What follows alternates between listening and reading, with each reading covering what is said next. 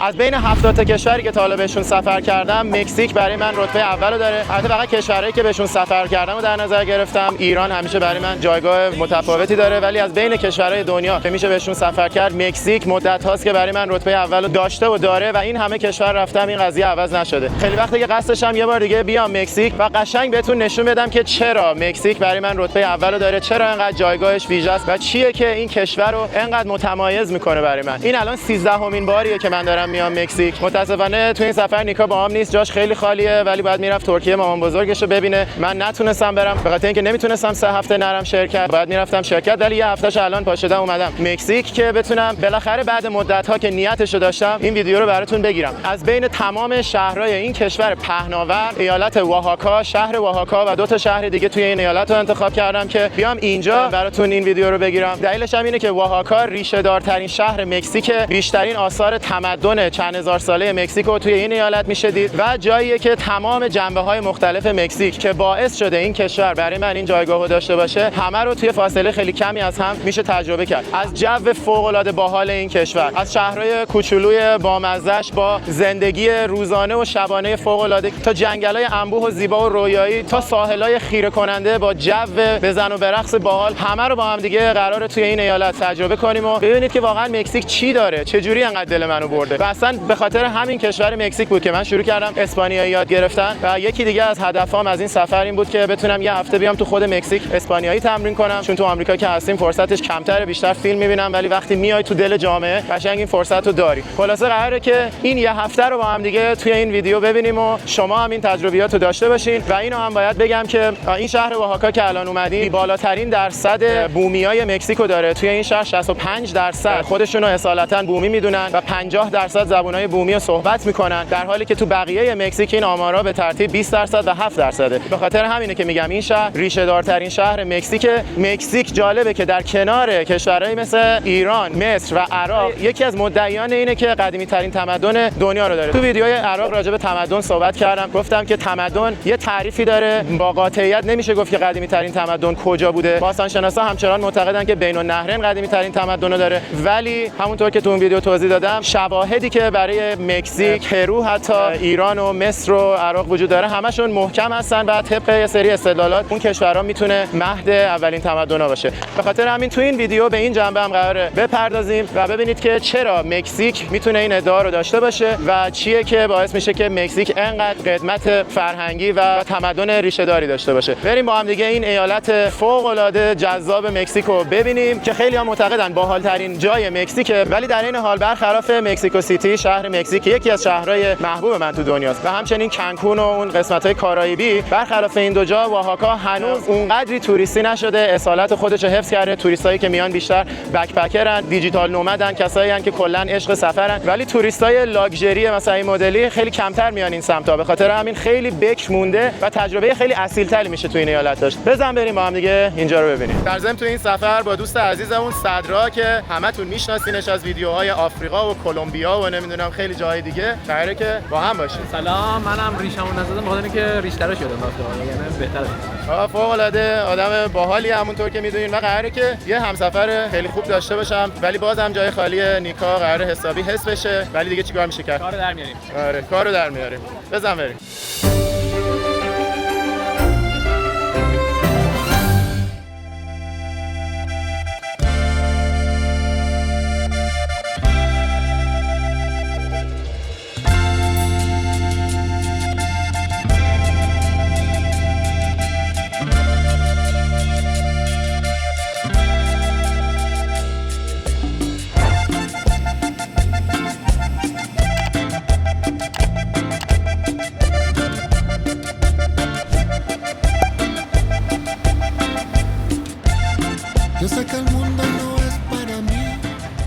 اینم هاستلیه که گرفتم. خیلی سرچ کردم که یه جایی باشه که فضای اجتماعی داشته باشه، چون که خیلی از این افرادی که از آمریکای لاتین میان مکزیک سفر میان تو این هاستلای اجتماعی میمونن و اینجا فرصت خوبیه برای تمرین اسپانیایی و صحبت با آدما. این فضای عمومی هم اینجا داره که حالا شب اینجا قراره که بار داشته باشه و یه ساعت خاصی برای معاشرت داره. اینجا نوشته ساعت 7:30 شب قراره که برنامه معاشرت باشه اینجا و یه چشم اندازی هم داره داره به شهر. ضمناً اینجا یه سری هم میان میشنن کار میکنن. La vida no te va a perdonar por el tiempo que quieres gastar con opiniones de los demás que solo te quieren atrasar. La vida no te va a perdonar por el... بالاخره زدم بیرون از هاستل، دارم میرم سمت بازار معروف این شهر، بهش میگن مارکت 20 نوامبر. 20 نوامبر روز استقلال مکزیک، در واقع روز شروع جنبش‌های استقلاله. به خاطر همین این بازار رو با اون که قدیمی تر از استقلال مکزیکه، بعدش اومدن اسم‌گذاری کردن که مطابق روز استقلالشون. دوربینو هم نیاوردم به خاطر اینکه قرار بود بارون بیاد، یعنی هواشناسی زده بود که کل روز بارون میاد، ولی همینطور که می‌بینین خبری از بارون نیست. کلاً هواشناسی اینجا خیلی اشتباه زیاد میکنه.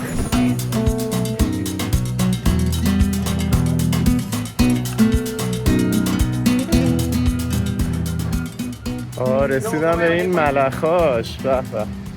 حالا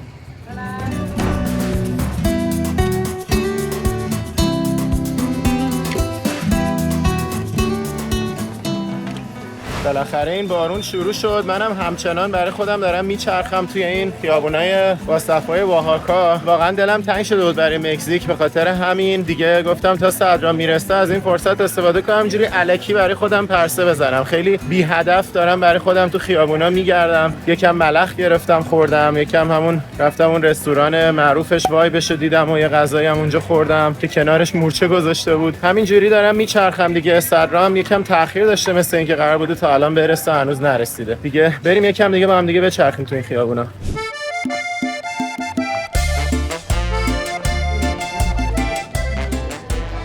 مسکل de oro اوآحاکا، مسکل طلایی اوآحاکا. چه باحاله اینجا.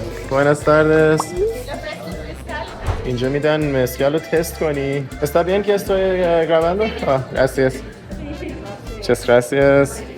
با این چترم اومدم تو، همچنان به آویزونه. به سلامتی شما. یه شات مسکل اصیل توی زادگاه مسکل توی مکزیک میخوام بزنم. به سلامتی شما. حالا صدرابیات باز بیشتر با هم کلی میزنیم.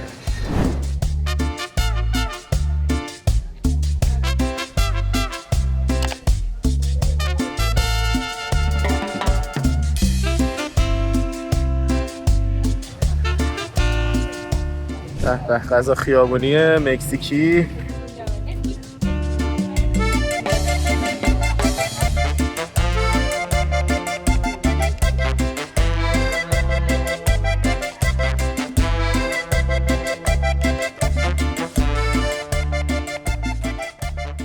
الان وقت ساعت سوشال هاستل، همه میان اینجا تو این بارش جمع میشن برای اینکه با هم دیگه آشنا بشن و گپ بزنن.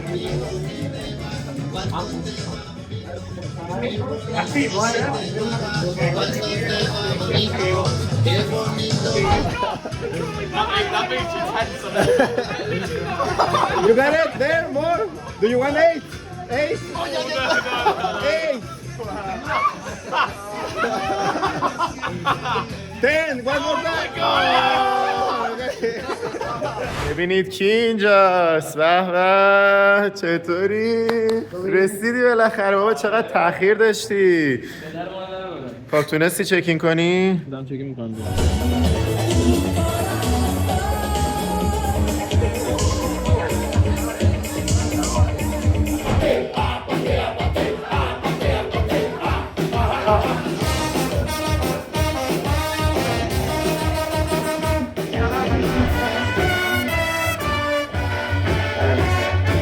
Filadelfia, yo nací, crecí con comas de más caribas que te era feliz. Mi mami asustada, muy seria, me dijo: "Tenemos ahora mismo con tus clubes".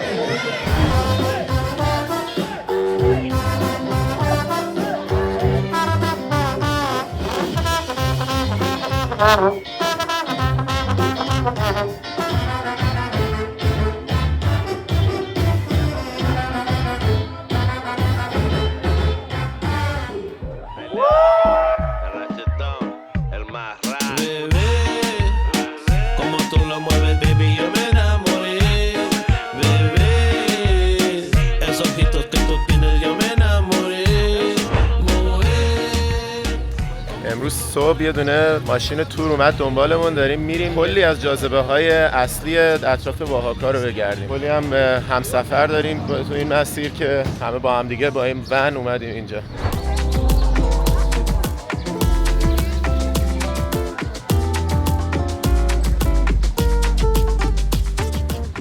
برای اولین توقفمون اومدیم عریض‌ترین درخت دنیا رو ببینیم، بزرگترین درخت دنیا. دیروز فهمیدیم که بزرگترین درخت دنیا اینجاست. این دوستمون دوست ایرانی داره، گفت 3 تا کلمه ایرانی بلده. What words do you know? Koskol, Okay. kunde, Oh my god. Schach. Oh, okay. Wow. So you have a Persian friend? Where are you from? From Germany. From I have a good Germany. friend Okay. from Isfahan. Okay. And where in Germany do you live? Cologne. رسیدیم به قطورترین درخت دنیا، اسمش از آربول دل توله، به معنی درخت توله. توله اسم این شهره. اسم دیگه هم هست آووته. این درخته 14 متر قطرشه و اگه آدما بخوان دست همدیگه رو بگیرن دور این درخت رو پوشش بدن، 35 نفر باید دست همو بگیرن که بتونن این درخت رو پوشش بدن. بالای 2000 سال قدمت داره، سنش 2000 سال به بالاست و از خیلی از آثار باستانی که میشناسیم قدیمی تره و حتی برای بومیای مکزیک 1000 سال پیش خیلی مقدس بوده. می اومدن دور این درخت میرقصیدن و مراسم مذهبی برجا میکردن. ارتفاعش هم 42 متره.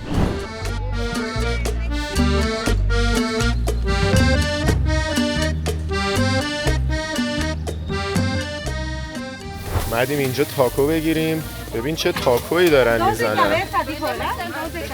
Sí, es cabeza de res, sí. Oh, de puerco. Okay, muchas gracias.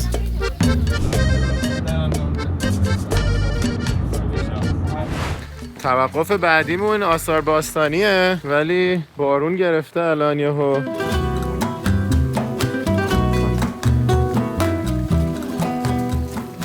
اینجا میتلا دومین مهمترین آثار باستانی اوآحاکاه، بهش میگن محل استراحت. معنی اسم اینجا میشه محل استراحت که محل خاکسپاری بوده. البته اون معبدش اومدن اسپانیایی‌ها خراب کردن، این کلیسا رو روش ساختن، اسمش سن پابلوه که هنوزم پاورجاست. چیزی که جالبه راجبش اینه که این موزاییکایی که روی این دیوارا بوده هنوز خیلیاش سر جاشه و دیدن این موزاییکای 1000 ساله مکزیکی خیلی تجربه جالبیه. و این طرحهایی هم که این بالا میبینیم میگفتش که باستانشناسا میگن اینا احتمالاً نماینده 5 تا المان طبیعتن. اون وسطیه زیگزاگیه رعد و برق نماینده آتیش، اون طرف که حالت دونه دونه‌ای داره نماد بارون، چپیه باد، نمیدونم هر کدوم نماینده یکی از عناصر طبیعتن و این موزاییکا رو همینجوری دور تا دور این محل میتونیم ببینیم و هر کدوم از این طرح‌ها معانی مختلفی داره که همچنان زمین‌شناسا و باستانشناسا دارن سعی میکنن درک کنن که این موزاییکا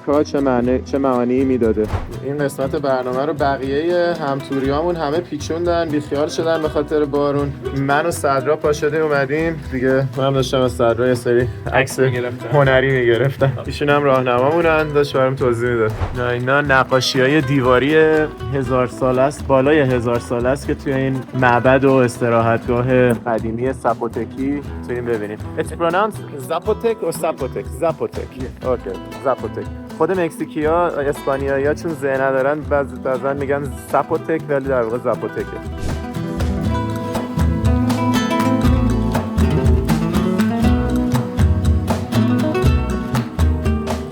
هم شاگرد تنبلا که همه اومدن زیر این سرپناهه که بارون خیسشون نکنه. And I'm from this town. The name is Teotitlán del Valle. Here in this town, all people make a whips, and I speak dialect Zapoteco. I speak Zapoteco. Where you came from? Germany. Germany? ایران. Iran? Belgium. Hubo un tiempo en que tú creíste que tenías el mundo a tus pies, tanta gente en tus manos, sin nunca dudar de quién eres. Seducir es tu gran adicción. Si es llorando, riendo, da igual. Son así tus palabras, muerte lenta para un corazón. Now I need que no We encontrarás have here three Ni different siquiera. colors. Japanese traditional design. un alma perdida. Here the complaint is one person can live. El día Time for me, llegará the eye of que no Zapotec Diamond. encontrarás ni siquiera un alma perdida. And when it's handmade, and this one's for washing, can you wash it by hand?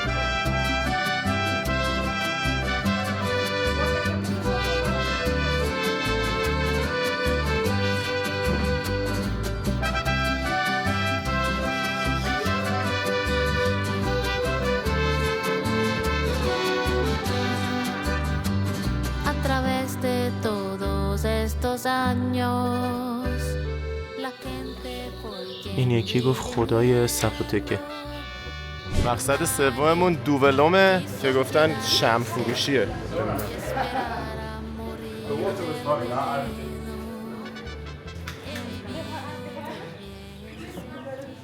But now in my mother tongue, my mother language, that is the Zapotec.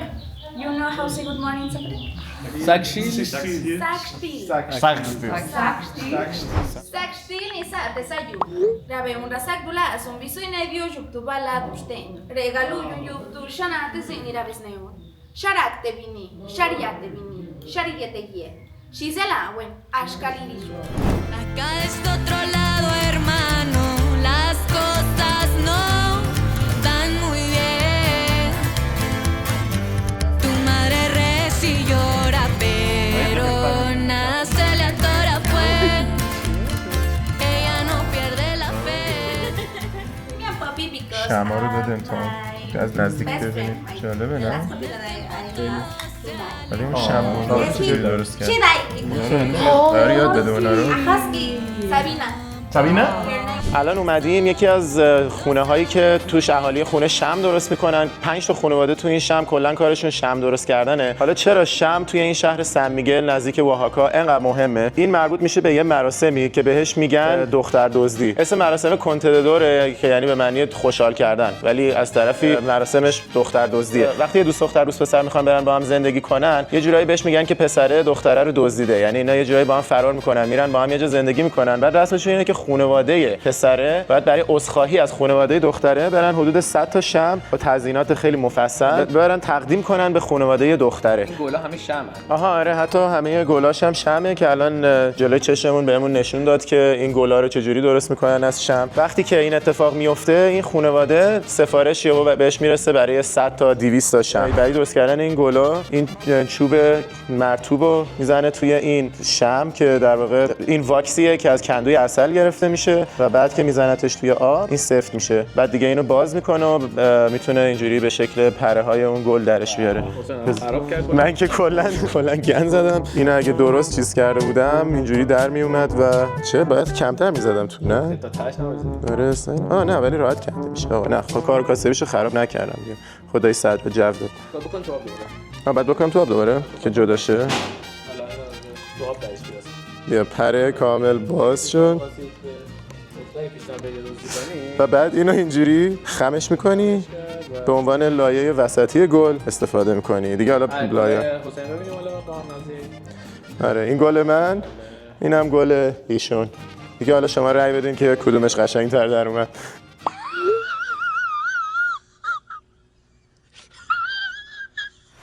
مقصد بعدیمون ناهاره. اومدیم اینجا یه بوفه. چه تزیینات باحالی دارن اینجا.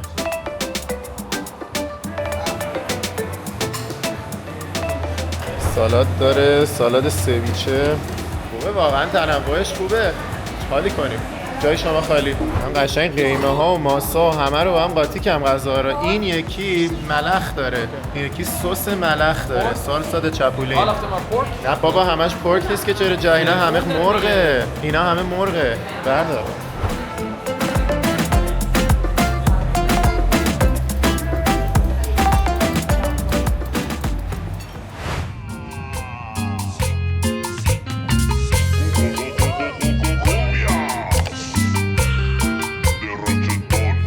Oye mi Rosita, اومدیم برای مقصد بعدیمون. اینجا ایروالاوا معروف ترین جاذبه طبیعی نزدیک شهر اوآحاکا. میگن که یه آبشار یخ زده داره و یه دونه استخر طبیعی که جفتش میخوایم بریم تجربه کنیم. دور و برش هم که کلی مغازه و غذاخوری و نمیدونم تنقلات فروشی دارن. چشم اندازاش هم که فوق العاده جذاب و زیباست. اینجا هم رستوران باحالی بودا. نستیم از اول بریم اینجا غذا بخوریم. خوشت نیامد غذاشو؟ نظری چیه یه آبجی بگیریم از این؟ میچلادا هم داره. اینم از میچلادای ما وسط طبیعت زیبای اوآحاکا. نظرت چیه؟ میچلاداش خوبه؟ قابل قبوله؟ آره من بدون الکل گرفتم. آره صدرا که همیشه میچلادا رو بدون الکل میخوره. من نمیدونم چه جوری تیپسی میشه. وای اینجا رو ببین چقدر خوشگله. چه منظره ای.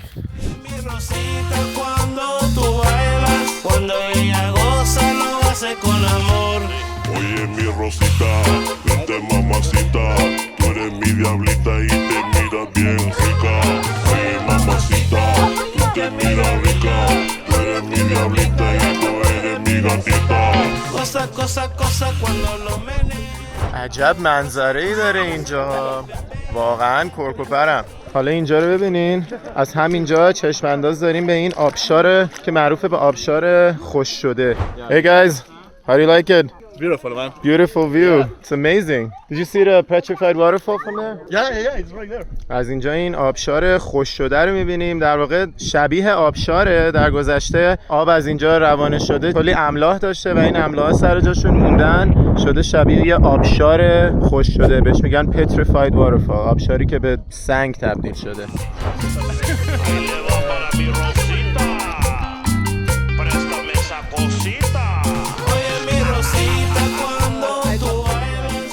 چطوره؟ حال کردی یا نه؟ Beautiful, huh? Guys, like it?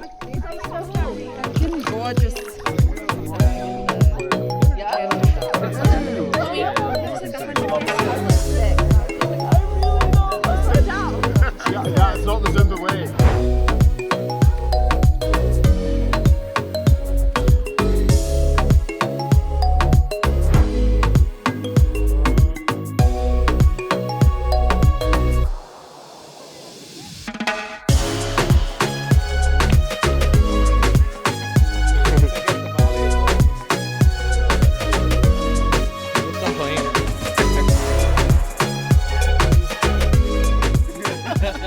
اونجا همونجاست که الان داشتیم بالا شنا می‌کردیم و من تازه فهمیدم که اصل این آبشار سنگ شده در واقع اونجاست. پایین اونجاییه که قبلش بودیم. ولی خب چند تا از اینا هست. یکیش هم که الان بالاش وایسادیم و داشتیم از روبرو اینجا رو می‌دیدیم اون موقع. چشم اندازش هی بالاتر و بالاتر میشه.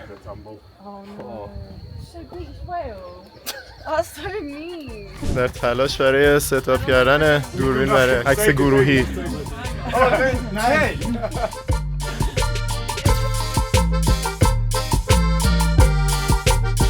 قسمت آخر برنامه تور کارگاه مسکل سازی.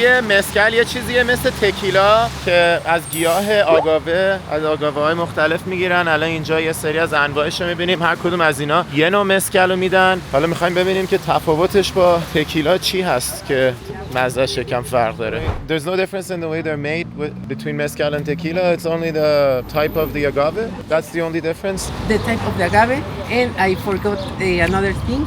چیزی که می‌بینین داخل اون مغز اون آگاوه هست. بعد از اینکه اون شاخه در میاد دیگه آماده است که ازش مسکل رو بگیرن. حالا چه مسکل باشه چه تکیلا. اول اون شاخه در میاد بدون آماده است. بعد که بازش میکنن مثل آناناسه این تیکه‌ها توشه. اینا رو برمی‌دارن. خیلی شیرینه. بعد که عرقش رو میگیرن میشه حالا مسکل یا تکیلا. ولی حالا اینکه چجوری عرقش رو میگیرن می‌خوایم بریم مراحل تختی رو همه چیشو یاد بگیریم.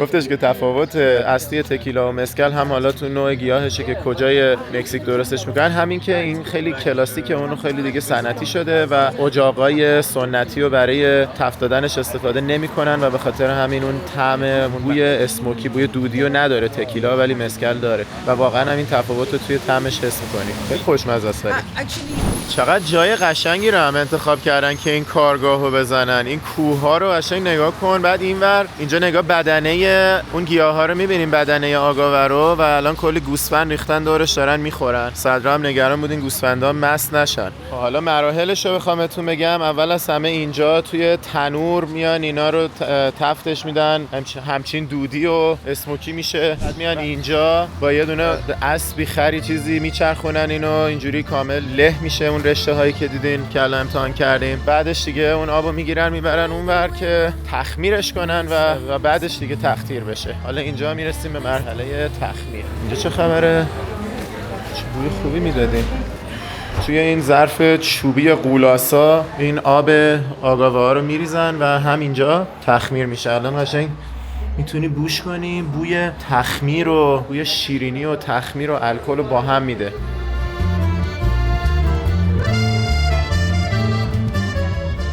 حالا اینجا مرحله تقطیرشه که دیگه ناخالصیاشو ازش جدا کنن و ضمناً یه نکته‌ای که مسکل و تکیلا داره اینه که متانول هم درست میکنه. به خاطر همین خیلی مهم اینه که 2 بار تقطیر بشه و مطمئن شن که اون متانول جدا شده، وگرنه خب میتونه کور کنه دیگه.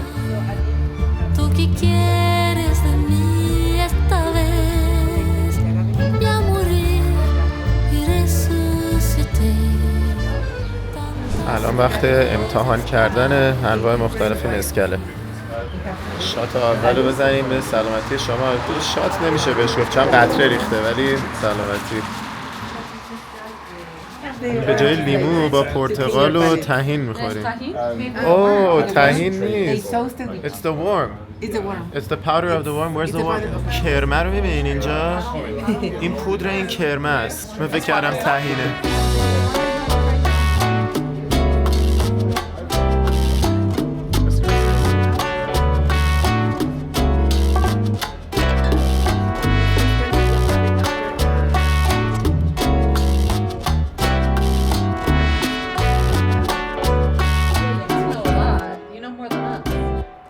این پروسه مسکل که برامون توضیح داد 1-2 هفته 3 هفته چند هفته بیشتر طول نمیکشه آماده شدنش. این یکی رو ولی 7 سال میذارن سن پیدا کنه. دقیقاً همون کاری که با ویسکی میکنه. حالا اومدیم سراغ نوشیدنی‌های سبک‌ترش. اینا همشون ترکیب شدن با چیزهای مختلف. یکی با تمر هندیه که الان من میخوام امتحان کنم. ¿Qué es este? Jamaica, hibiscus. Oh, Jamaica. Oh, put it. Gracias.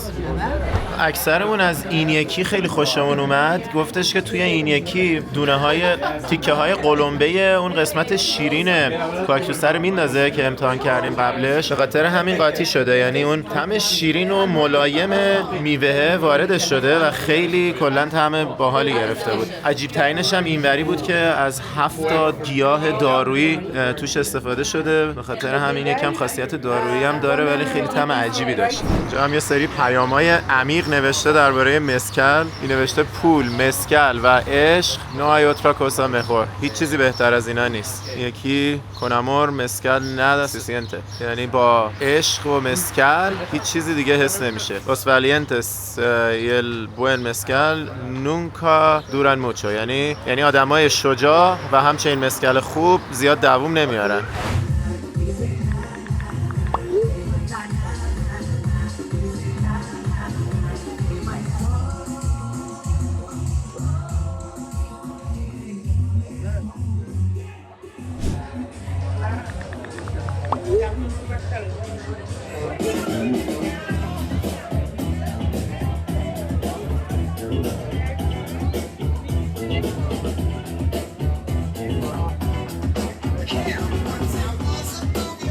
دوباره برگشتم به همین کلابه. توی صف طولانی وایساده بودیم که وارد شیم. اینجا با یه سری دوستان داشتم صحبت می‌کردم. My friend Josiah is also a YouTuber.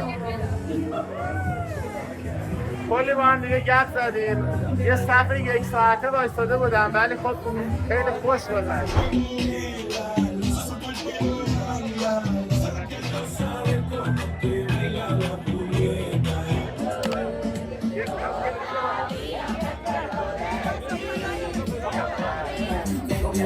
No me detengo, no, con mis carnales llegamos de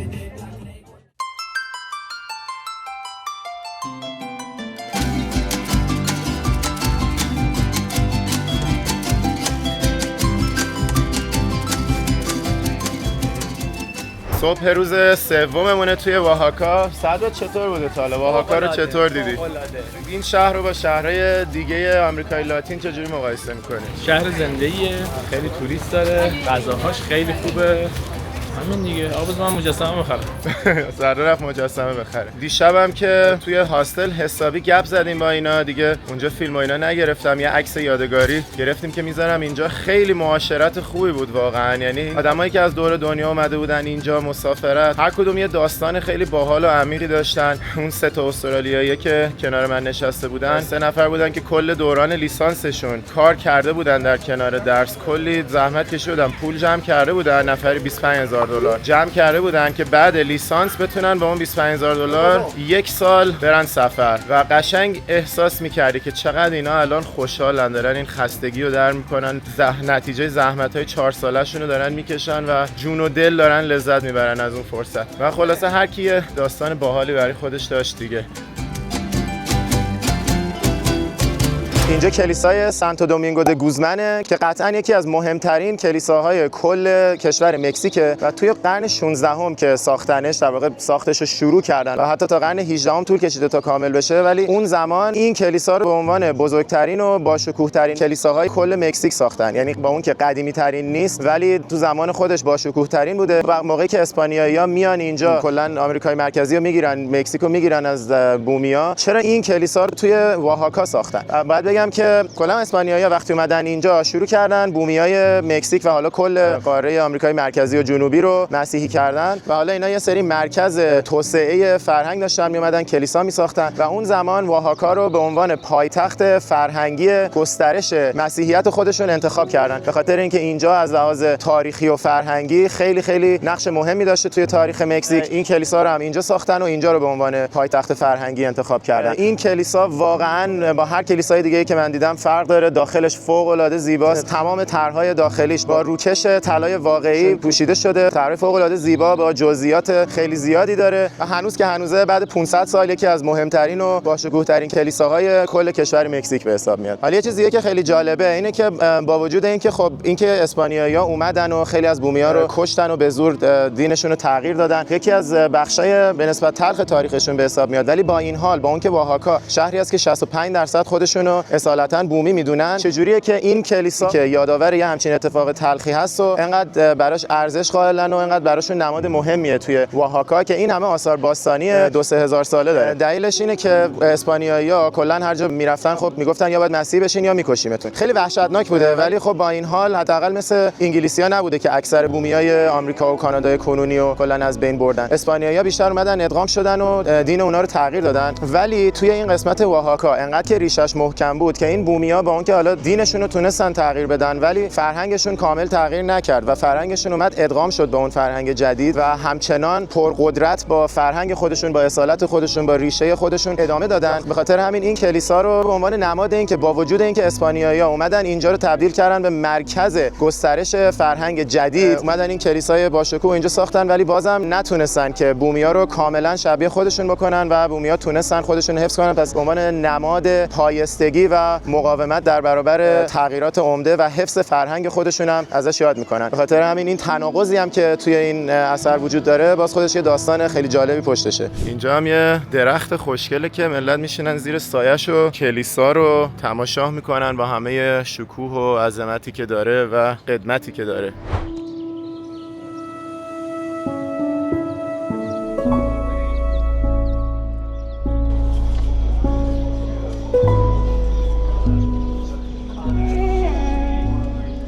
حالا اومدیم خونه بنیتو خوارز رو ببینیم که الان شده موزه. این بنیتو خوارز اهل اوآحاکا و اگه نمیشناسینش خیلی آدم مهمیه برای مکزیکیا، مخصوصا برای بومیا، به خاطر اینکه اولین کسیه که از نژاد بومی شده رئیس جمهور مکزیک. قبل از اون همیشه کسایی که رئیس جمهور میشدن ریشه اسپانیایی داشتن و این اولین باری بوده که یه نفر که اصالتا بومی رئیس جمهور شده و اهل اوآحاکا هم بوده. خب تصادفی هم نیست به خاطر اینکه اینجا بیشترین درصد بومیا رو داره دیگه. حالا میریم که خونه این شخص مهم تاریخ اخیرتر مکزیک رو ببینیم. بنیتو خوارز از سال 1858 تا زمان مرگش 14 سال رئیس جمهور مکزیک بوده. کلاً آدمای پولدار توی خونه خودشون دفتر کار داشتن. قبل از اینکه رئیس جمهور بشه دفتر کارش توی خونه خودش بوده. اینجا مشتی بنیتو خوارز میزد زیرش حال میگرد. چجوری مهمون دعوت میکرده اینجا؟ کنم فقط خودشون خانوادگی اینجا میشستن. نه با کلی هم آدم دعوت میکرده تو همین اتاق کوچولو. البته الان اینجا میلش جلوش میله بستن وگرنه بازم کوچولوه نه؟ اینم از آشپزخونه این عمارت.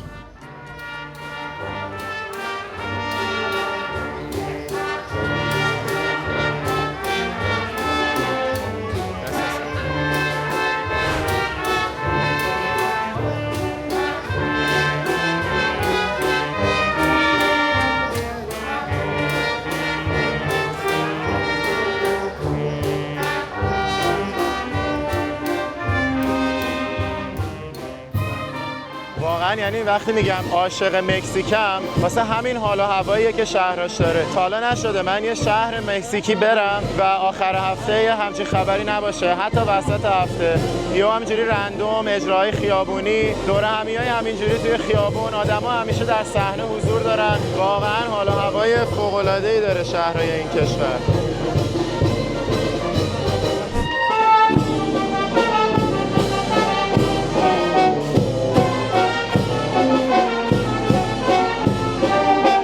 سر رو اومدیم نشستیم اینجا از این بستنیای معروف اوآحاکا رو گرفتیم که توش مسکل میریزن و پشتمون هم همین برنامه باحالی که دیدین هنوز در حال اجراست. با این منظره نشستیم بستنیمون رو میخوریم و اینجا مسکل انقدر بخش مهمی از فرهنگشونه که حتی تو این بستنیاشون هم مسکل میریزن. الان این بستنی ما یه شات مسکل توشه.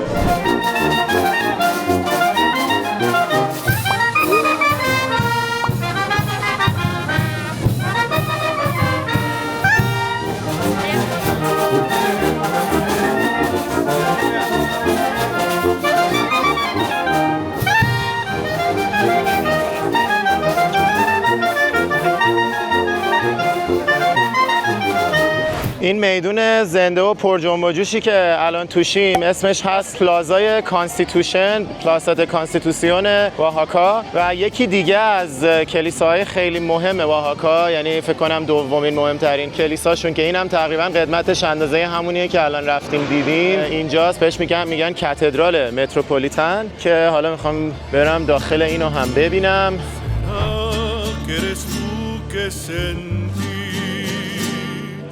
¿Será que estás cerca de mí?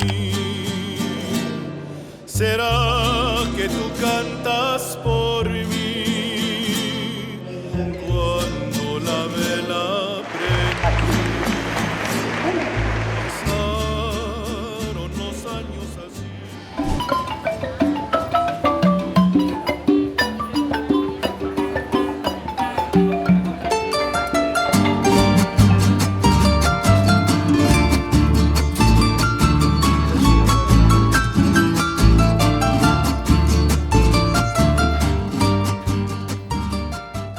کلاً تو این شهر قدم به قدم مغازه‌های شیک و پیک مسکل فروشی رو میتونی پیدا کنی. کلی همینجوری دست فروش تو خیابون مسکل میفروشه، کلی مغازه‌های شیک و پیک، مغازه‌های معمولی‌تر، بستنی مسکل، کاملاً آمیخته است توی فرهنگ اینجا که زادگاه این نوشیدنی مسکله. شکلاتی دارن درست میکنن اینجا. حالا اومدیم اینجا ایستگاه اتوبوسه که بریم سمت منتهالبند. 2 تا بلیت گرفتیم، نفری $6 شد رفت و برگشتش. البته که توره یه روزه هم میشد گرفت مثل دیروز که چند جای دیگه هم ببره، ولی دیگه امروز چون برنامه‌های دیگه هم داشتیم اومدیم با این اتوبوسای عمومی بریم و میریم مهمترین اثر تاریخ اوآحاکا و حتی شاید بشه گفت مهمترین اثر تاریخی مکزیکو با هم دیگه ببینیم. حالا ببین آره صدرا میگه یاد این اتوبوسایی که توش با مرغ و خروس سوار میشن میفته، ولی خداییش اینجوری هم نیست دیگه، اتوبوسش در تمیزه.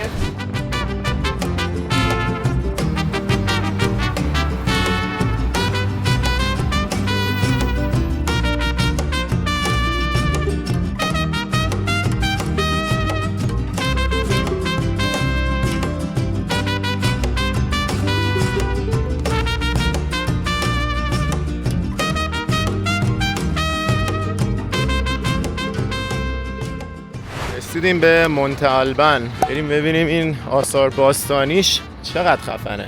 مثل تمام جاهای تاریخی دیگه در سرتاسر دنیا جلوش این دستفروشا خیمه زدن و دارن سوغاتی میفروشن.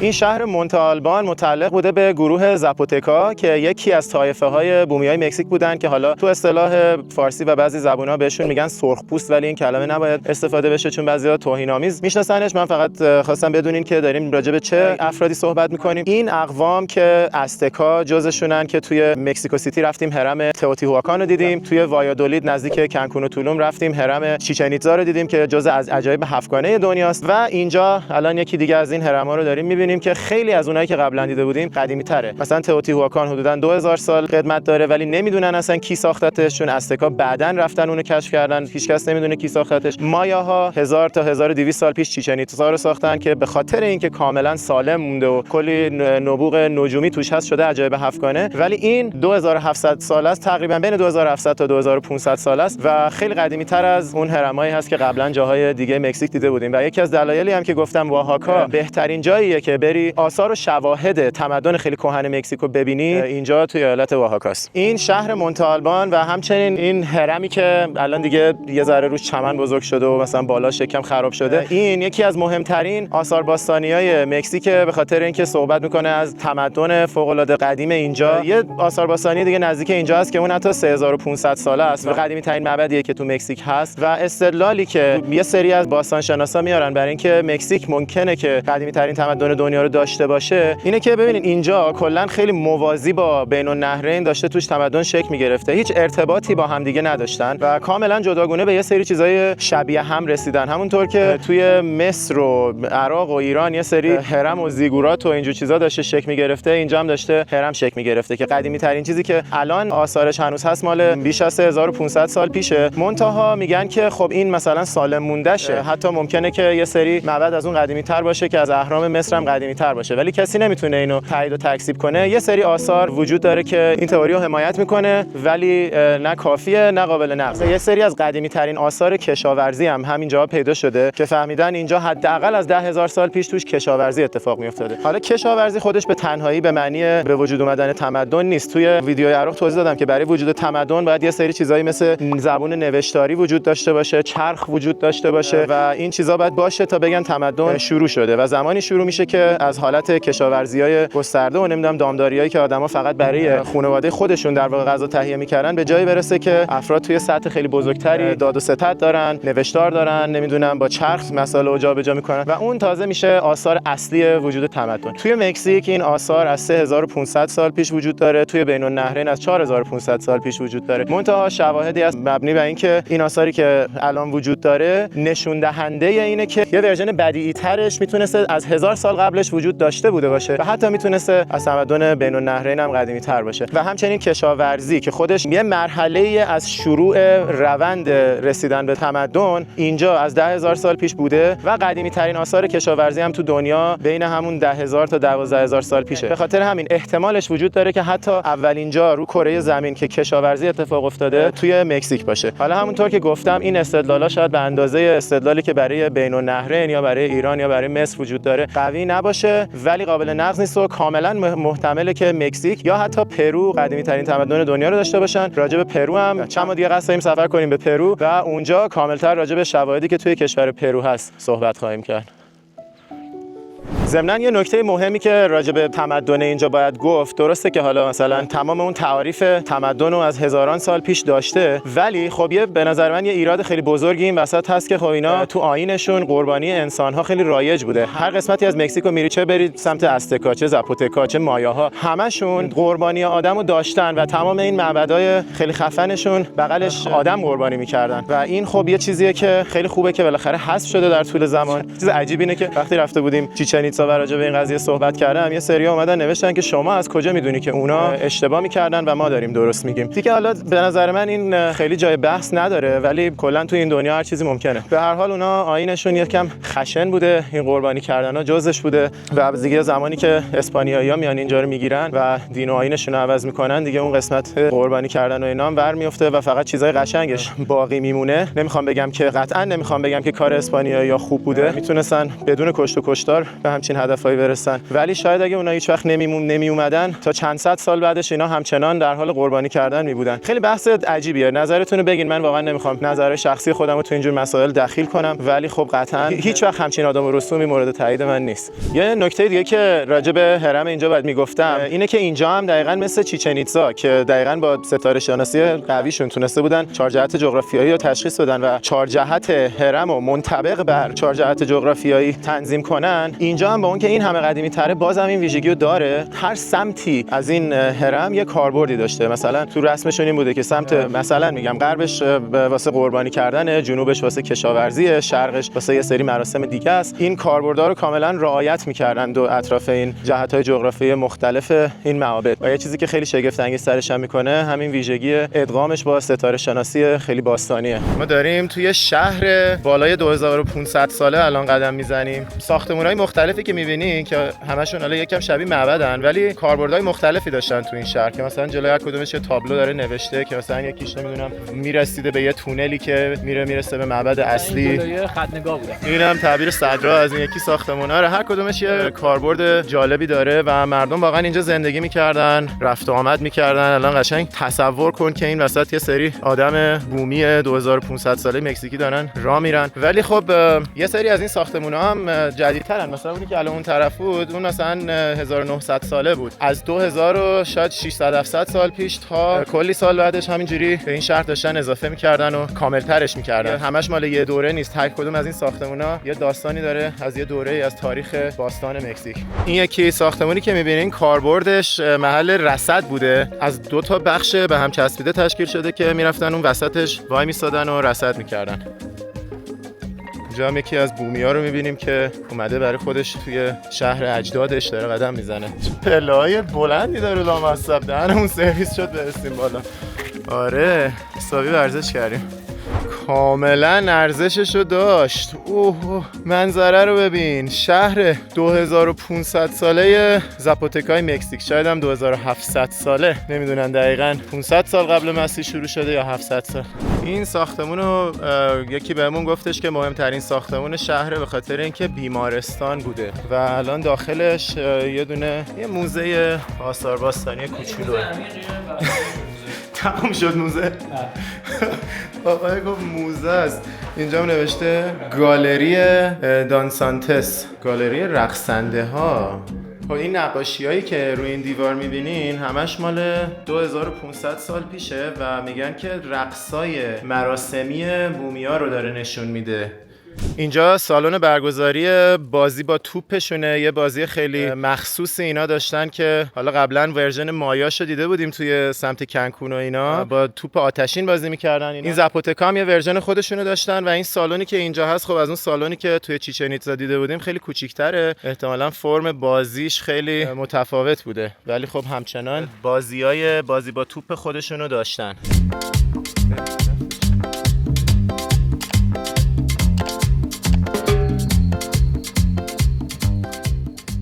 حالا اومدیم توی این منظره بشینیم یه ناهاری بزنیم و از این فضای باحال لذت ببریم. یه رستوران مال خود این مجموعه هرما. پیچلادامون اومد، گوشتامون هم رسید دیگه، سنگین نگرفتیم که بعدش دوباره برگردیم شهر رو غذاهای واهاکا رو بخوریم. همونطور که گفتم اینجا به عنوان پایتخت خوراکی، پایتخت گاسترونومی مکزیک به حساب میاد. به خاطر همین باید تا میتونیم چیزای مختلف امتحان کنیم، کوچولو بخوریم، بریم سراغ بعدی یه چیز دیگه امتحان کنیم، چون واقعا اینجا غذاش معروفه.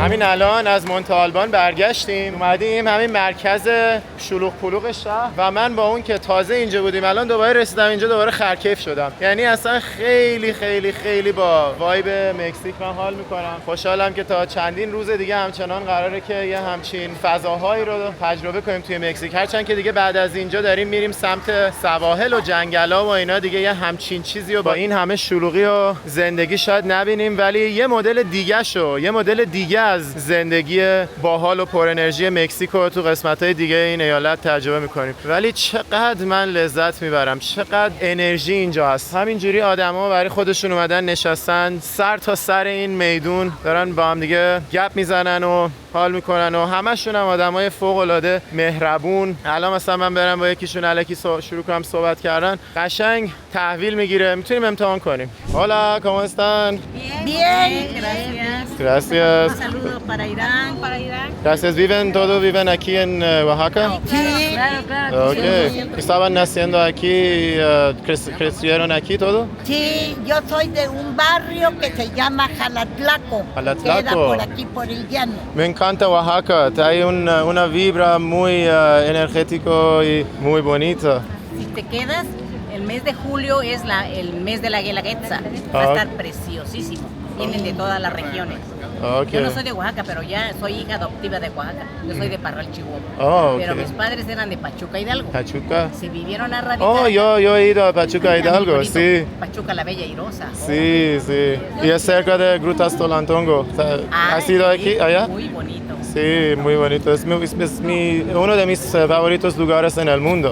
Y México es mi país favorito. Qué bueno, sí. qué bueno, qué bueno. ¿Qué piensan sobre vivir en Oaxaca comparado a otras ciudades en México? Pues le voy a decir que para que yo viaje a eso necesito tener mucho dinero, hablar lo que hablan las personas, porque pues nosotros nuestra habla es el español y al menos no tenemos para andar viajando. Nosotros somos de aquí y pues de aquí nadie nos saca. Pero viven en una de las más bonitas ciudades en el mundo, así que sí, es muy bonito. Por televisión todo es bonito. Sí. Claro, bueno. Lo que no me gusta son los trancazos. Eso sí no me gusta. Yo soy de Oaxaca, aquí me de Oaxaca. Eso no. Ok. Y toda mi vida, no, yo soy del Istmo. ¿Del Istmo? Oh, qué bueno. Guatepec es muy lindo porque yo viví ahí también. Oh. Yo viví allá parte de mi vida y es hermoso también Tehuantepec. Ahora Oaxaca es...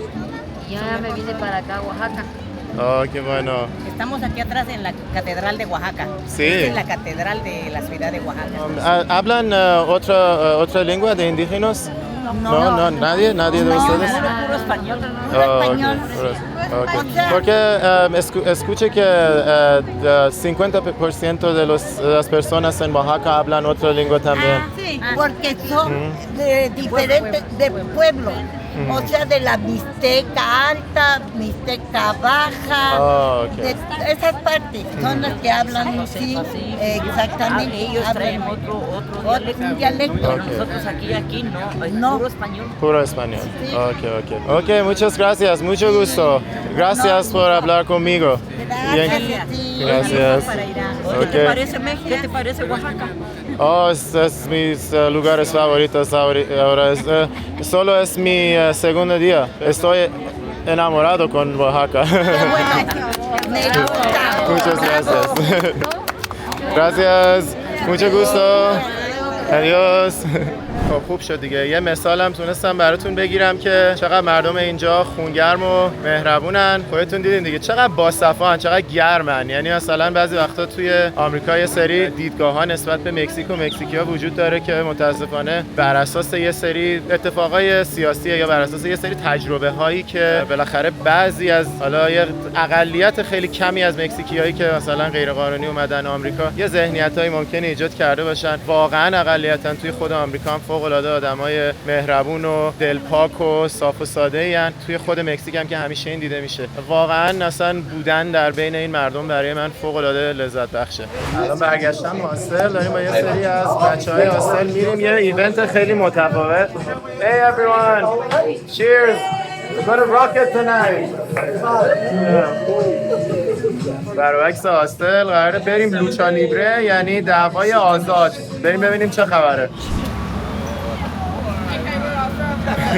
دوستای استرالیاییمون، اینم من و تیپم برای لوچا لیبره. چقدر ترسناک شدم. داریم و برعکس میریم سمت سالن جنگ.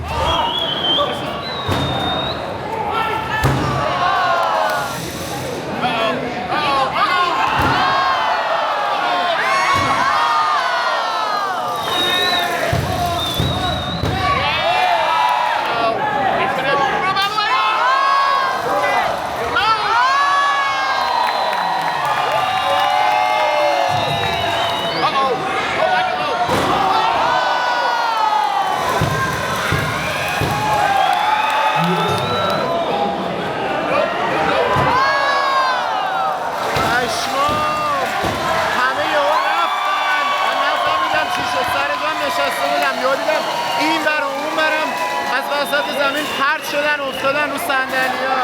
همه بچه‌ها تخلیه کردن، فقط من نشسته بودم. این دفعه دو تا زوج قراره با هم دیگه بجنگن.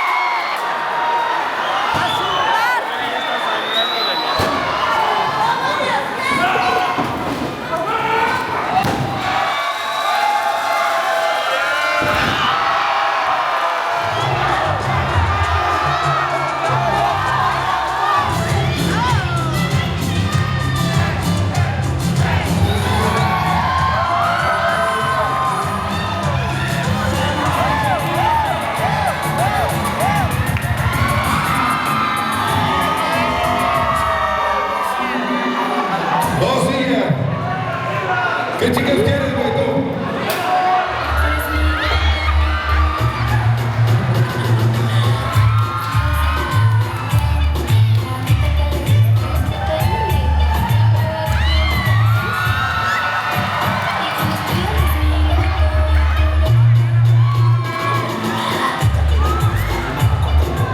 Ven, bailalo, échale.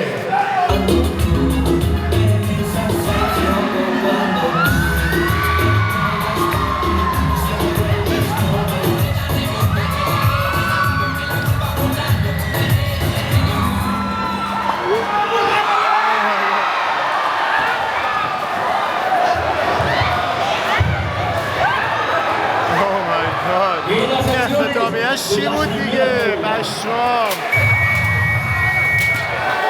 بیا میگو دنی.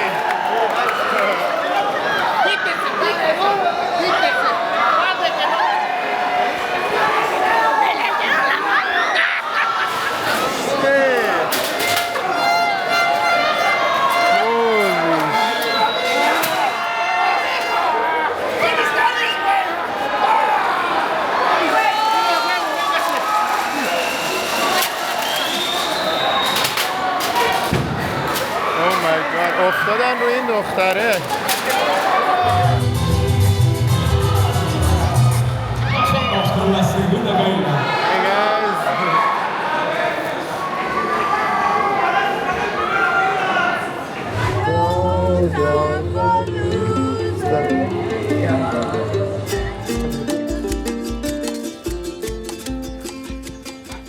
زیر بارون داریم برمیگردیم سمت هاستلمون.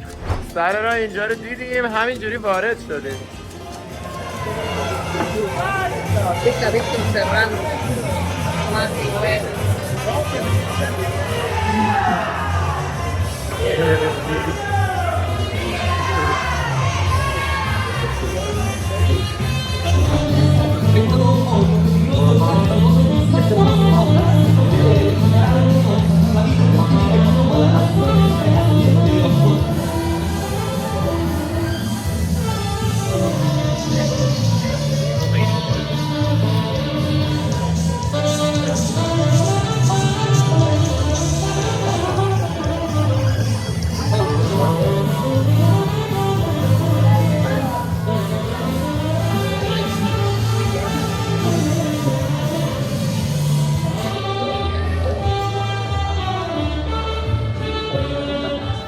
Are you feeling good? I'm finding.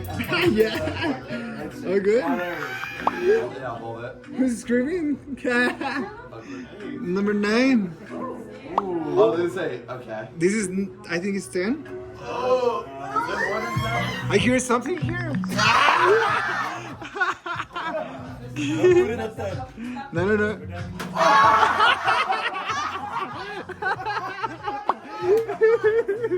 Okay, it goes here. Okay, yeah, that's all. Are you sure? That's all.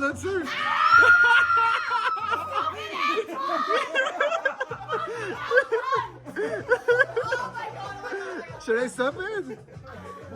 More!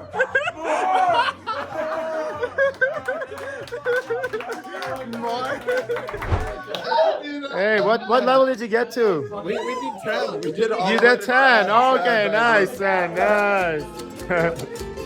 oh my god.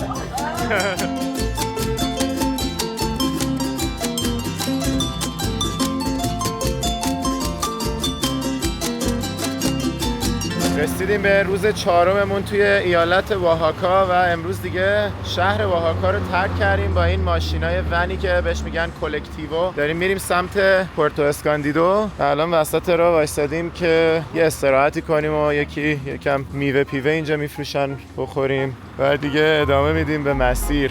میواش انقدر مگس داره. آره آدم رغبت نمیکنه. Te conocí en la disco cuando te saqué a bailar.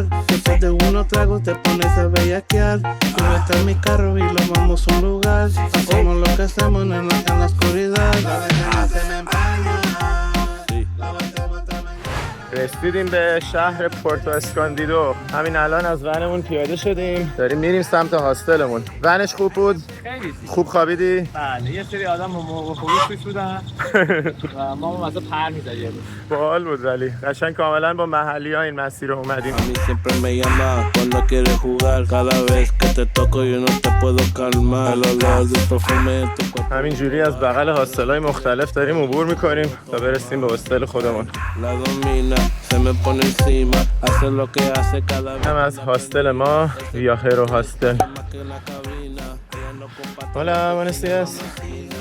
Cuando te saqué a bailar, después de unos tragos te pones a bellaquear. Súbete a mi carro y lo vamos a un lugar. Hacemos lo que hacemos en la oscuridad. La ventana se me empaña, la batemos hasta mañana.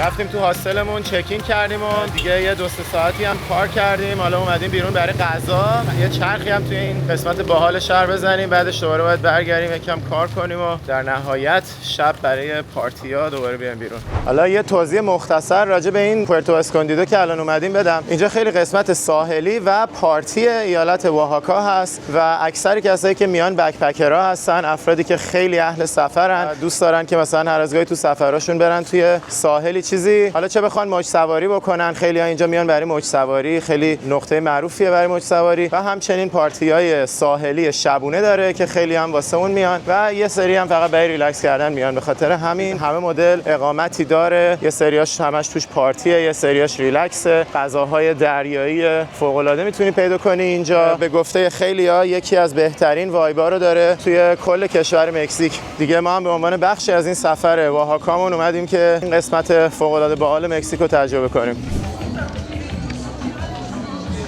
اینجا قراره غذا بخوریم. چیکاما.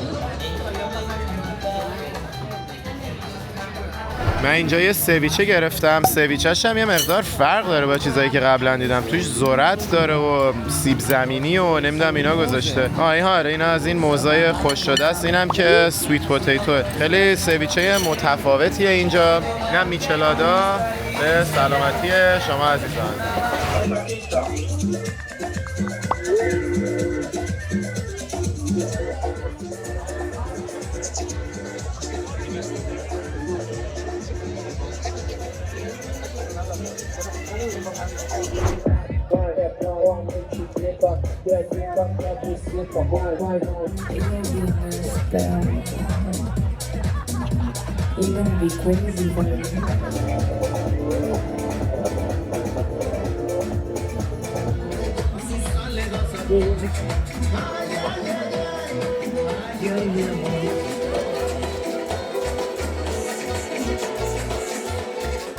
Pasito para atrás, pasito para allá. En la disco la vamos a gozar. Pasito para acá, un pasito por allá. Toda la noche vamos a bailar.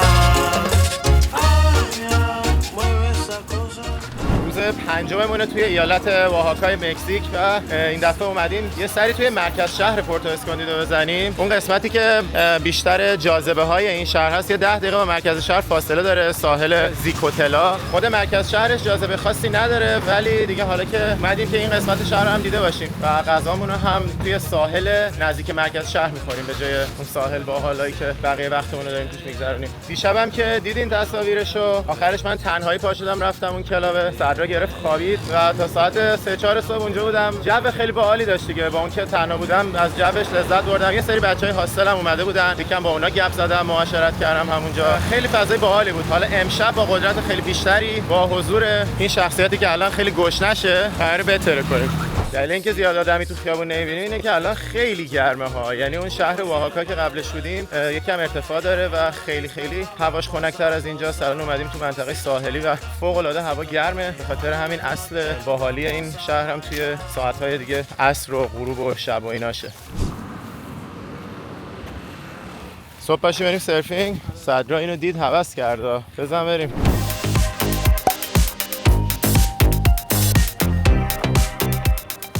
حالا سایرس. واو چه منظره‌ای داره این رستوران. باریکلا.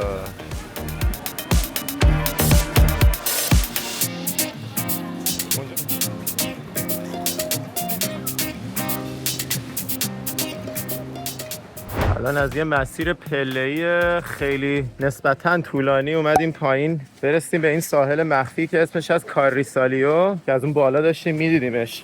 این ساحلش به خاطر اینکه اینقدر کوچیکه و یکم حالت مخفی داره خیلی معروفه. یعنی بقیه ساحل‌ها اینجا همه میگن یه ساحل طویلن که همین جوری ادامه داره تا کیلومترها، ولی این یه تیکه برای خودش اومده یه حالت دنجی داره، به خاطر همین خیلی متفاوته و معروفه.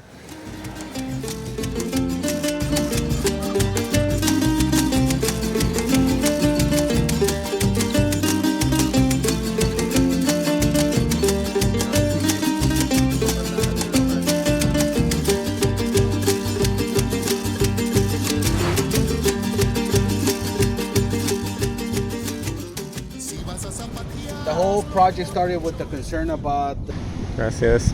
این توری که ما الان گرفتیم تور آزاد کردن لاک پشت‌ها و رسوندنشون به اقیانوسه. یکی از فعالیت‌های خیلی معروف این سواحل پورتو اسکاندیدوه. $35 نفری براش دادیم. البته الان که اومدیم حس کردیم که خیلی ارزشش رو نداشت ولی جالبه به هر حال. این لاک پشت‌های کوچولو در حال انقراضن. اینا گفت چیکارشون چجوری نجاتشون میدن اینا رو؟ نمیدونم گفت چیزی ولی من نمرده. حاجی این چرا نمیره؟ نه نکن بیچاره. زنده است. زنده است. خلاصه اینا رو یه جوری یه کاری کردن که اینا منقرض نشن، نجاتشون میدن. بعد این تخماشون وقتی که به عمل اومد و لاک پشتا در اومدن اینا رو توریستا رو میارن که این لاک پشتا رو بیارن و برسونن به اقیانوس که دیگه از اینجا برن زندگیشون رو شروع کنن.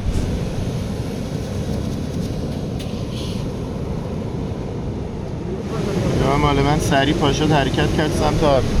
مال صدرا خیلی جنازه است. نگاه حال نداره اصلا. من فکر نمی کنم این دووم بیاره مال تو. برو کسخل. ادامه بده بابا، ادامه بده. الان میخورن تا اومدیم ثواب کنیم، منزجر شدیم بیچاره‌ها. اینا دووم میارن. همچنان اینا دارن به مسیرشون ادامه میدن. ما ازش پرسیدیم چرا نزدیکتر به آب ولشون نکردیم. اول بگم که اینا لاک‌پشت آبی هستن. کلاً خب توی آب زندگی میکنن. بعد از اینکه یعنی از این مرحله به بعد باید تو آب زندگی کنن. منتها خب توی خشکی از تخم در میان و هر لحظه ممکنه خوراک مرغ‌ماهی‌خوار رو نمیدونم اینجور چیزا بشن. واسه همین اینا ازشون محافظت میکنن. ولی الان که وقتشه برن تو آب زندگیشون شروع کنن، باید حتما از این شنا عبور کنن که این فلزای داخل شن رو با پاهاشون حس کنن. همین باعث میشه که بعدن که بزرگ شدن یادشون بمونه این تجربه رو، تو ذهنشون حک میشه. موقعی که وقت تولید مثل بچه تخم گذاری میشه، دوباره برمیگردن به این ساحل و اینجا تخم گذاری میکنن. واسه همین این مرحله، این یه تیکه راه که دارن میرن سمت دریا مهمه برای آیندهشون. مثلا نگاه کن به این چیز نرسیده، از این شنا نرسیده. بدبخت نگاه کن این درس عبرتی. این بیچاره جنازه شد. بعدش هم گفتش که الان اینا میرن تو آب، باید اول از همه برن یه مرجانی چیزی پیدا کنن، توش سنگر بگیرن، قایم شن یه مدت تا عادت کنن به محیط و بعد بالاخره بتونن در بیان و برن غذا پیدا کنن. و احتمال خیلی زیادی هم داره که خورده بشن قبل از اینکه بتونن به این پروسه رو کامل کنن. ولی خب حداقل همین که این کارو میکنن که تعداد بیشتری از اینا بتونن برسن به آب، باعث میشه که احتمال اینکه یه تعداد بیشتریشون زنده بمونه و نسلشون حفظ بشه خیلی بیشتر باشه. ای وای، همه رو برگردوند که ببرشون دیگه.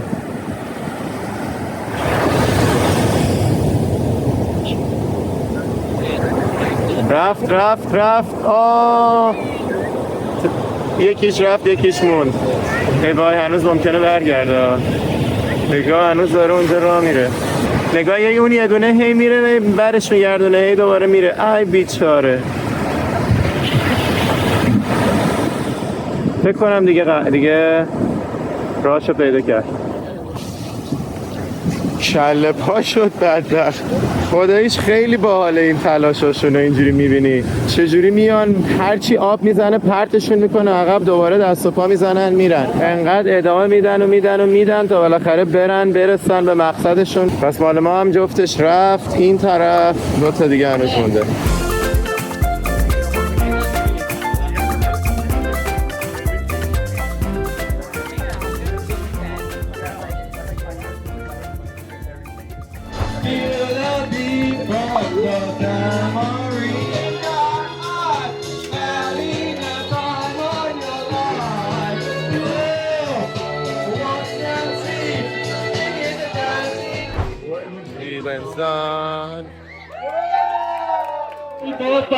Everybody in the car, no comments, right? Make a story on the corner, the boys say they want the same different, but they don't wanna hear us like a last one. What's the deal? In the shadow, in the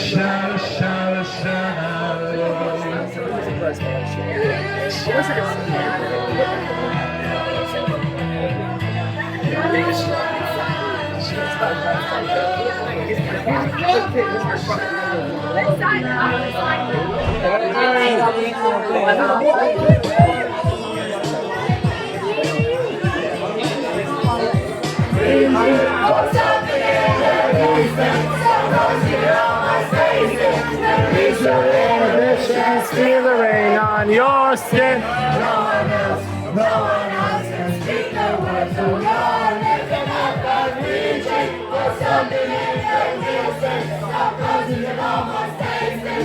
Release your inhibitions and speak the words of your lips. Every step with words unspoken. Live your life with what's not open. Today is where you're walking is.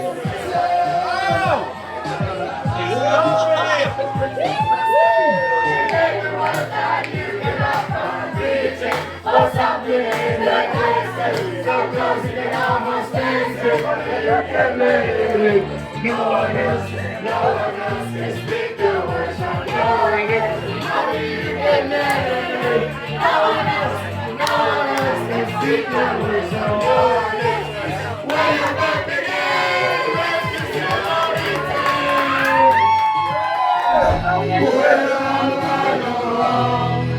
Hey guys.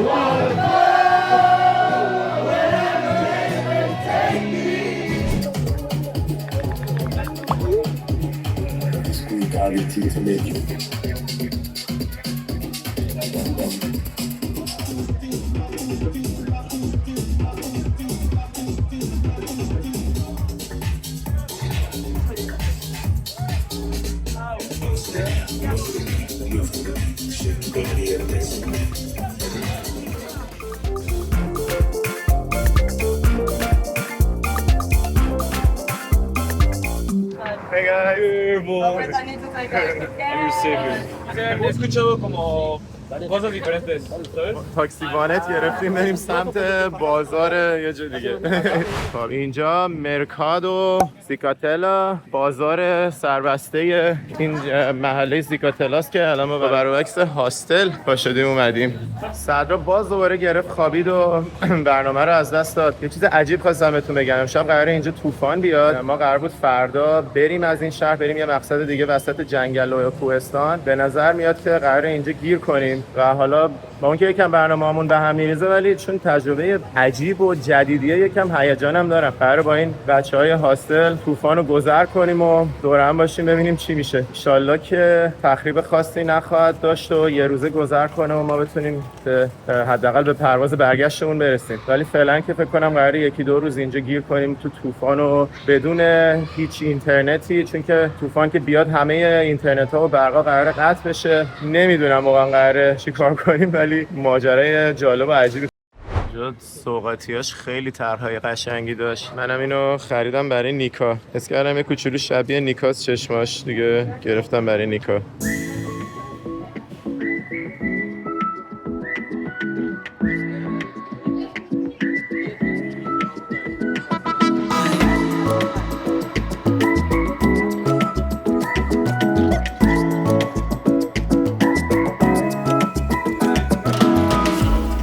تو همون بازاره یه ناهاری هم زدیم و الان داریم میریم سمت هاستل. قرار شد که پیاده بریم. ای چقدر خوشگله اینجا. Mi amigo Ranferi, ¿cómo estás? Bien, hermano, ¿todo? Muy bien.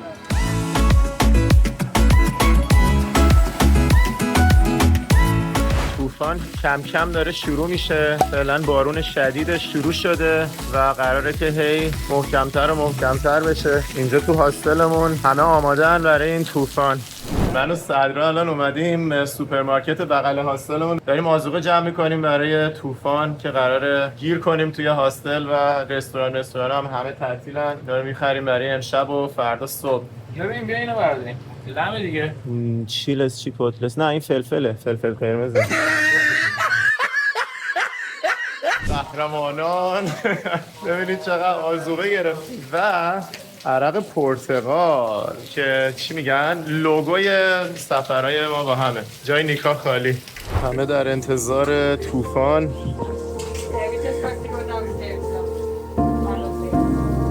Okay, everybody, 1, 2, 3, hooray!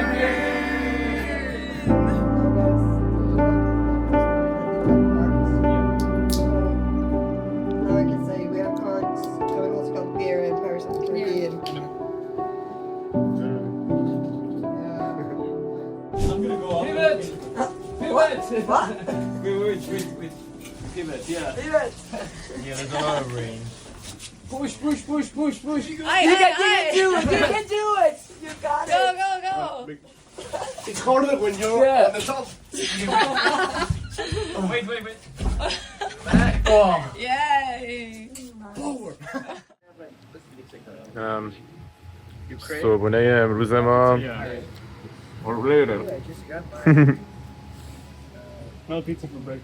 دوباره با بچه ها اومدیم قدمی بزنیم روز بعد طوفان. این هم چیزی که میبینید آرامش بعد طوفانه. زمین ها هم که همه رو گل گرفته. اون مسیری که داشتیم میرفتیم کلن بسته بود به خاطر آب. داریم از این مسیر دیگه میریم.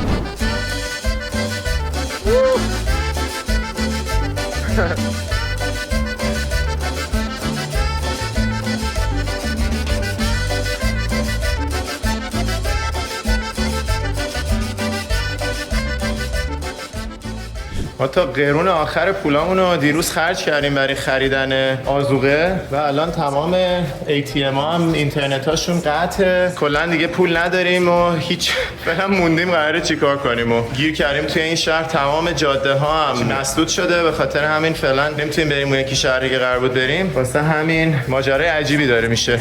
حالا دیگه قراره توی استخر ریلکس کنیم یه چند ساعتی و آبجو بزنیم اینجا. راضی هستی از وضعیت طوفانی که برامون پیش اومده؟ گیر کردیم اینجا بدون پول. همه فعالیت هم بسته است. فقط الان تنها گزینمون اینه که کنار ساحل راه بریم و تو استخرمون ریلکس کنیم.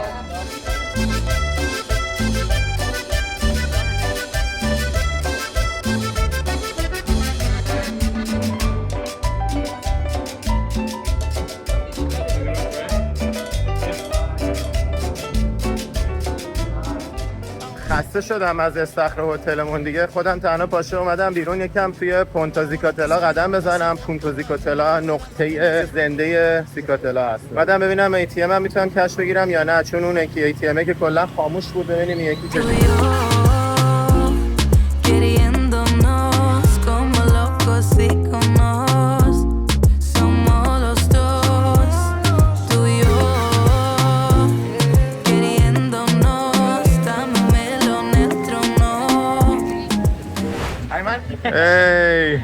دوباره جمع شدیم با بچه ها. Buenas noches. یه پونتا ویدا توی شب.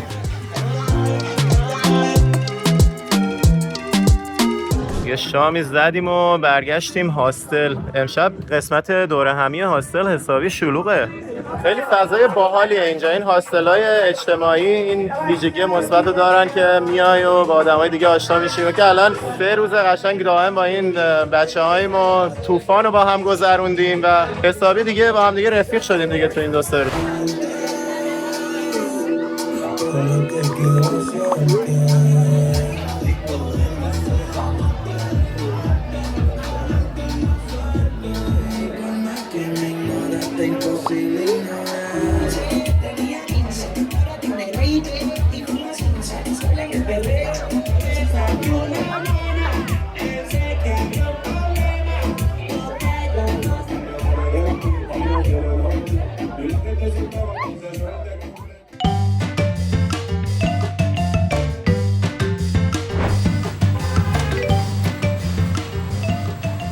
امروز صبح بالاخره مسیرها دوباره باز شده. من و صدرا اومدیم یه دونه ون مشترک گرفتیم که بیایم شهر پوچوتلا. 1 ساعت تو راه بودیم. الان این شهر دیگه کاملا محلیه دیگه، یعنی شهر کاملا غیر توریستی مکزیکو الان داریم میبینیم و از اینجا باید یه دونه ون دیگه سوار شیم که بره شهر سن خوسه دل پاسیفیکو وسط کوه‌ها. مقصد آخر ما توی اوآحاکا که قرار بود دیروز بریم ولی به خاطر بسته بودن مسیرها الان امروز داریم میریم. حدوداً یکم کمتر از 3 ساعت مسیر بعدیمونه تا برسیم.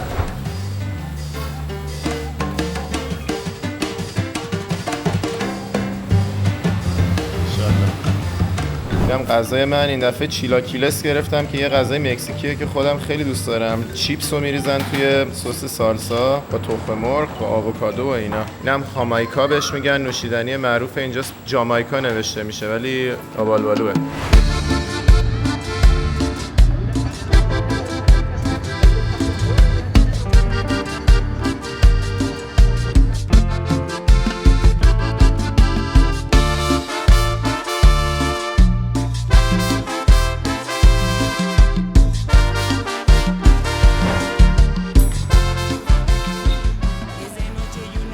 رسیدیم به بالای ابرا شهر سن خوسه دل پاسیفیکو.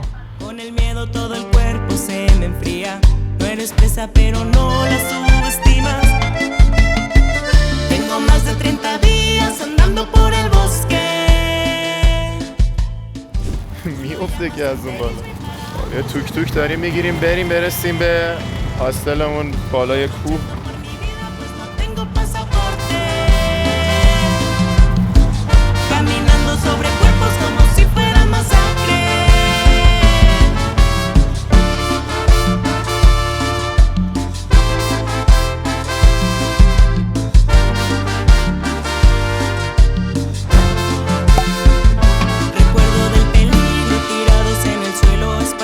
Cual migajas modo de señuelo, guiado del camino de inflados intestinos, evitando a toda costa que sea nuestro destino. اینجا رستورانشه، فقط فضا و ویوی رستوران رو ببینیم. حالا یعنی همینجوری داریم میگیم چقدر حیف که به خاطر اون طوفانه یه شبمون رو اینجا از دست دادیم و حتی پولمون هم پس ندادن، ولی دیگه حالا این یه روزی که اینجا داریم و باید خوب استفاده کنیم. خیلی فضاش باحاله. اینجا هم اتاقمونه، اتاق خصوصی گرفتیم توی هاستل. یه تخت اینور من دارم، یه تخت صدرا. بوی چوب میاد قشنگ، بوی نم چوب، قشنگ تراوت جنگل رو توی اتاقمون هم حس میکنیم. خیلی خیلی حس جالبیه. جاتون خالی. این طرف هم یه پنجره داره که از خود پنجره باید بری بیرون توی بالکن. طراحش یه ذره اینجا سوتی داده.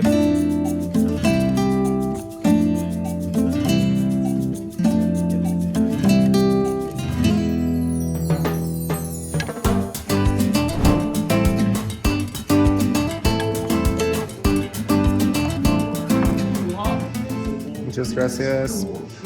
اومدیم اینجا بازی بایرن و چی بوکا جونیور گفتی؟ اولین بار تو زندگیم که اسم بوکا جونیور رو میشنوم، ولی دیگه به خاطر آقا صدرا اومدیم اینجا فوتبال ببینیم.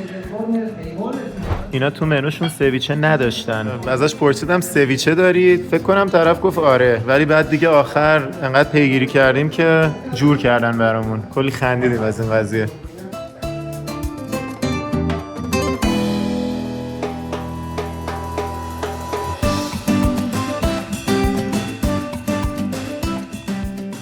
چطوری صدرا؟ صبح بخیر. سلام. حسابی کیفت کوکه ها. چیه؟ تو این طبیعت امروز صبح پا شدیم اومدیم یه توری که از طرف خود هاستل هماهنگ میکنن هر روز صبح ساعت 9 تا 12 و میخوایم بریم طبیعت زیبای این منطقه رو تجربه کنیم. این قسمت از سفر دیگه خیلی حالت ریلکس کردن توی طبیعت داشت. همونطور که اول ویدیو گفتم، دلیل اینکه مکزیکو اینقدر دوست دارم اینه که ترکیب همه چیه، یعنی از تاریخ و فرهنگ گرفته که توی شهر اوآحاکا دیدیم تا سواحل و جو خودمونی و پارتی و اینا که تو پورتو اسکوندیو دیدیم تا طبیعت‌های جنگلی فوق‌العاده زیبا که الان این قسمت داریم می‌بینیم. واسه همین دیگه میریم که تجربهمون رو کامل کنیم توی ایالت اوآحاکای مکزیک.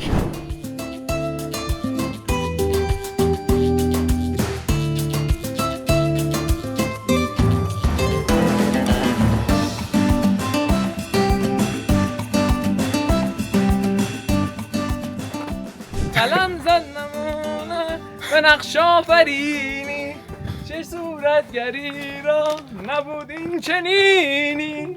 به به به به لیز نخور. ما از گروه جدا شدیم، داریم برمیگردیم چون دیگه باید سوار اتوبوس بشیم و بریم اوآحاکا برسیم به پروازمون. 3 ساعت هم مسیر داریم تا شهر اوآحاکا. و یه مراسم جالبی اینجا هست که حداقل راجبش صحبت کرده باشم. مثلا دلیلیه که اینجا معروف شد، یه مراسمی میرن میپرن تو آب یخ، بعدش میرن تو سونا، بعدش میان یه چایی میخورن بهش میگن چای هربال ولی توش قارچ جادوییه. ما که نمیخوایم شرکت کنیم تو این مراسم، ولی یکی از دلایلی که اینجا از اول معروف شد بین توریستا، اینجا تازه شناخته شد. بعد حالا خیلی‌ها میان واسه طبیعتش، ولی خب هنوزم اکثرا میان اینجا واسه همون این قارچی که از قدیم از چند صد سال پیش توی فرهنگ این منطقه از مکزیک بوده و با وجود اینکه تو بقیه مکزیک ممنوعه، اینجا آزاده، به خاطر اینکه طبق قانونشون مراسم بومیا که از چند صد سال پیش از قبل از اینکه اسپانیایی‌ها بیان اینجا رو بگیرن وجود داشته و همیشه بوده، دولت اجازه نداره اونا رو غیر قانونی کنه. به خاطر همین اینجا همچنان این قضیه هست. صدای ماشین هم داریم میرسیم، یعنی تقریبا آلموست رسیدیم.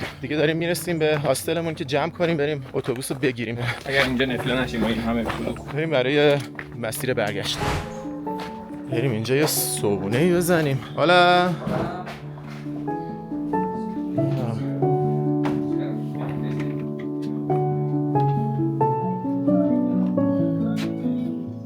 این هم یه دونه پل رنگین کمونیه. از اینجا میتونی بیای بری روی پل راه بری که از فعالیت‌های خیلی معروفه. اینجا هم یه پل رنگین کمونی دیگه است که قشنگ بالای جنگل قرار میگیری. کاش امروز صبح رفته بودیم، ولی دیگه باید بریم با عجله برسیم به برنامه. صبحونه رو اونجا سفارش دادیم. یه 15 دقیقه گفت طول میکشه آماده شه. من اومدم این پل‌ها رو ببینم و فقط برگردم سر صبحونه بخوریم و بزنیم راه. واقعا آدم کرک و پرش میریزه با طبیعت و آرامش اینجا. اصلا نگاه کن بالای اون تپه زیبا که ابرایی اون بالا هست، بعد اون نوک اون قله جاییه که ما الان داشتیم میرفتیم که که خیلی هم نزدیک شدیم بهش. میگن که اونجا مرتفع ترین نقطه ایالت اوآحاکاست. خاطر همین جالب بود که به نوکش برسیم، ولی چون ما عجله داشتیم این راهنمای گفتش که دیگه طبیعتش همینه دیگه، چیز جدیدی نمی‌بینیم. خاطر همین دیگه برگشتیم که به برنامه‌ها برسیم. کلاً هم اینجا خیلی خنکه نسبت به جایی که قبلش بودیم. اونجا کنار ساحل بودیم، حسابی گرم و شرجی، یهو اومدیم اینجا خنک، پرتراوت و خیلی تنوع باحالی بود. وای خدا چقدر باحاله اونجا، مرغ و خروسا رو. بهترین منظره و آرامش برای فوق‌العاده است، واقعا فوق‌العاده است. یعنی من اینجا رو از همه شهرش بیشتر خوشم اومد. آره برای سردار شد جای محبوبش توی مکزیک، جای رتبه 1ش. برای منم واقعا یکی از باحال‌ترینا بود.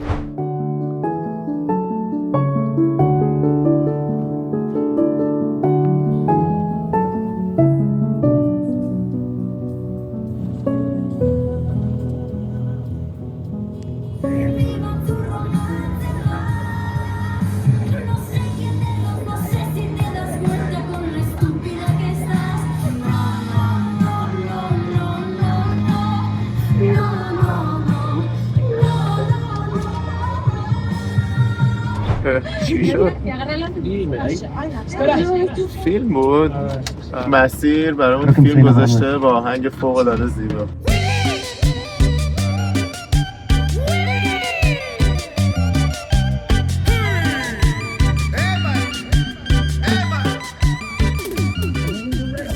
رسیدیم به فرودگاه اوآحاکا و اینم لانجش. این تابلوهاش خوشگل بود، گفتم براتون بگیرم. لانج نخودیه ولی